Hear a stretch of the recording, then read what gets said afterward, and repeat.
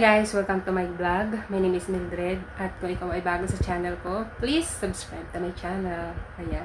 So, may nagtanong sa aking video or may nag-comment na kung saang agency daw ako nag-apply papunta dito sa Hong Kong. Ayan. So, ang legit na agency na pinag-applyan ko is Maris Manpower Agency. Matatagpuan ito sa Pedro Hill. Malapit siya sa LRT. Kapag bumaba ka sa Pedro Hill LRT, kapag galing ka sa monumento, tatawid ka sa kabilang kalsada. Tapos, doon sa may 7-Eleven, dire-diretsuhin mo lang yung guys. Dire-diretsuhin mo lang yung lakad doon sa kalsada na yon mula doon sa 7-Eleven. Dire-diretso lang doon hanggang sa matagpuan mo yung McDonald. Kapag nakita mo na yung McDonald, may kalsada papaganyan. Pakaliwa. Pakanan.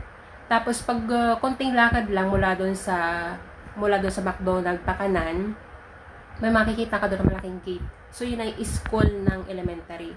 So yung school ng elementary ay katapat mismo yung Maris Manpower Agency. So marami doong mga agency, marami kang madadaanan doon na agency. Pero doon ka papasok sa Maris Manpower Agency. Pero hindi ka doon basta-basta makakapunta guys. Kailangan may makakapunta ka na empleyado doon dahil hindi pwede din yung magwo-walk-in ka. Yung basta-basta ka na lang papasok doon at mag-a-apply. No guys. Kasi yung Maris Manpower Agency, meron silang Facebook page.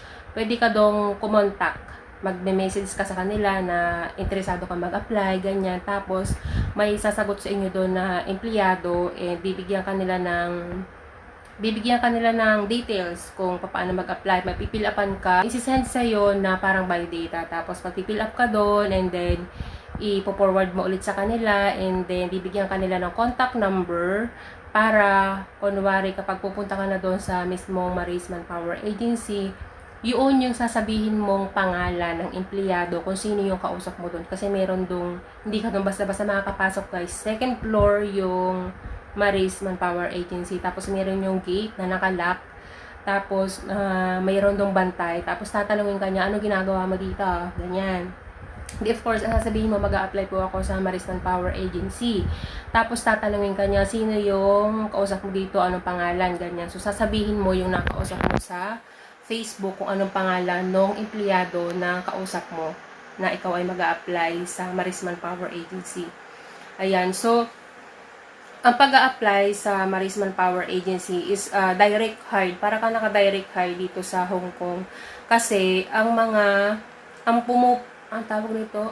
may tinatawag doon na broker. Ibig sabihin yung broker, may pumupuntang agency mula dito sa Hong Kong at mag-i-interview sa mga aplikante doon sa Maris Manpower Agency. So yung Maris, parang lang sila.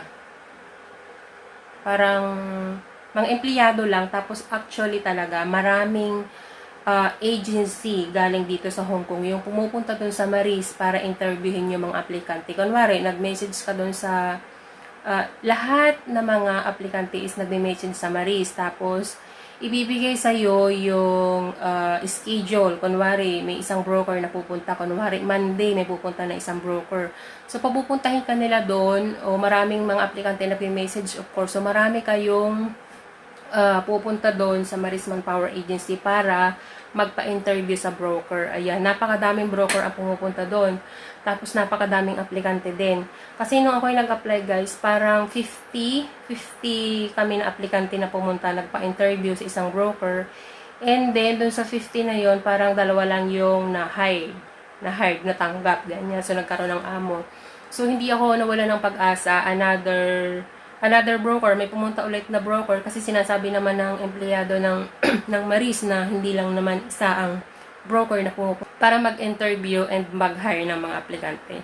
So sa pangalawang interview ko, which is ito na nga si Ma'am Elise, Elise Consultant ang agency dito sa Hong Kong. Ayan, so sa pangalawang pagkakataon, ginalingan ko na sa pag-i-interview.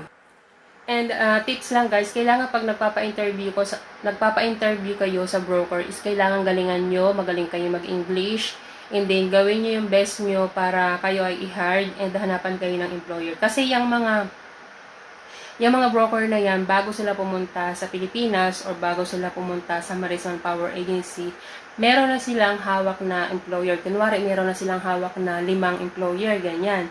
So, sa mga aplikante, mamimili siya doon kung sino yung karapat-dapat doon sa hawak nilang 5 employer. Kunwari, yung mga employer na yun ang hinahanap, mag-aalaga ng bata, or kunwari, mag-aalaga ng matanda, or kunwari, mag-aalaga ka lang ng mga aso nila, ng mga pusa nila, yan. Kasi dito sa Hong Kong, guys, mahilig sa mga pets ang mga employer dito. So, kung yung experience mo is sa pag-aalaga ng bata, yun, nararapat ka doon sa employer na yun. And kung yung iyong experience is sa pag-aalaga ng matanda, yun. So, doon binabase ng broker, base doon sa experience mo, kaya ka magkakaroon ng employer, ganyan. At sa mga first time naman, napakahirap ma-hire ng first timer kasi merong broker na hindi tumatanggap ng first timer kasi nahihirapan daw silang humanap ng employer. Tulad doon sa broker ko, hindi sila tumatanggap ng first timer kasi nga yun nga tulad nga ng sabi ko, nahihirapan silang hanapan ng employer, and then isa pa sa dahilan ko bakit hindi sila nag-hire ng first timer kasi daw walang experience. And then, bukod sa walang experience, base sa experience ng mga broker dito, mabilis sumuko yung mga first timer kasi pagdating dito na ano sila na nagugulantang, naku-culture shock sila, and then hindi sanay sa trabaho, ganyan. Tapos basta yung mabilis sumuko yung mga first timer. Kaya hindi nila hina-hire yung mga first timer, ganyan.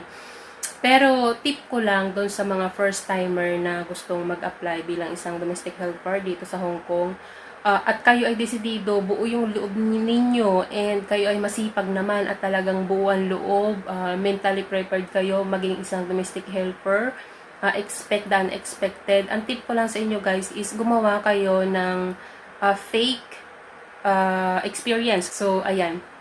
So, doon sa mga nagtatanong kung saan ako nag-apply, at mura lang guys yung process ng pag-a-apply bilang isang domestic helper dito sa Hong Kong kasi nga parang naka-direct hire tayo dito sa Hong Kong. Yung mismong agency ng Hong Kong ang pumupunta sa Pilipinas para mag-hire ng mga aplikante. 16,000 lang guys ang nagastos ko papunta dito sa Hong Kong. Processing fee yung guys. Lahat-lahat na yung pati medical. Kasama na yung 16,000. Pero buko doon guys ang aking mga pamasahe at pagkain. Okay?